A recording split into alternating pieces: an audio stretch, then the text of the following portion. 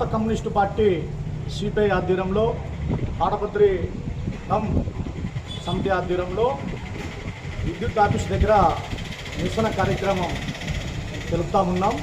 ఇది రాష్ట్ర పార్టీ పిలుపు మేరకు ముఖ్యంగా తెలుగుదేశం పార్టీ అధికారంలోకి రాకముందు మన గౌరవులైన ముఖ్యమంత్రి చంద్రబాబు నాయుడు గారు ఆయన ప్రచారం చేసేటప్పుడు ప్రజలకు ఒకటే చెప్పాడు.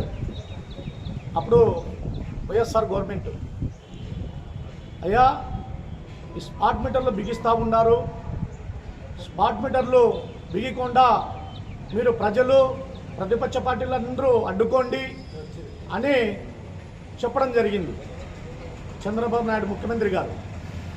మరి ఆయన అధికారంలోకి వచ్చినాక ఆయన ఏం కావాలంటే అవి చేస్తూ ఉన్నాడు.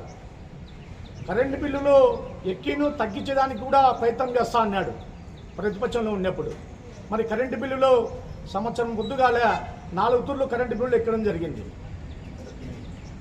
ఈ తెలుగుదేశం పార్టీకి సిద్ధశుద్ధి ఉందా అని చెప్పి మన ముఖ్యమంత్రి గారికి మేము కమ్యూనిస్టు పార్టీలుగా అడుగుతూ ఉన్నాం.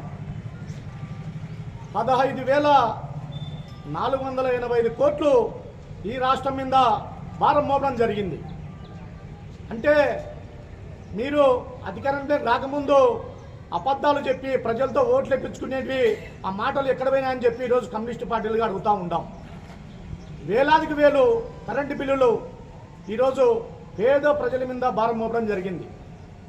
అంటే ఎటువంటి మీరు పథకాలు ఇచ్చినా కూడా, అంటే తల్లికి దీవెనం కానీ ఇంకా వేరే వేరే పథకాలు కానీ ఏదన్నా కానీ మొత్తం డబల్ ట్రిపుల్ వసూలు చేస్తూ ఉన్నారు. రైతులతో, మామూలు ప్రజలతో, అందరితో కూడా మీరు వాళ్ళ రక్తం తాగుతారని చెప్పి ఈ రాష్ట్ర ప్రభుత్వానికి డిమాండ్ చేస్తూ ఉంటాం.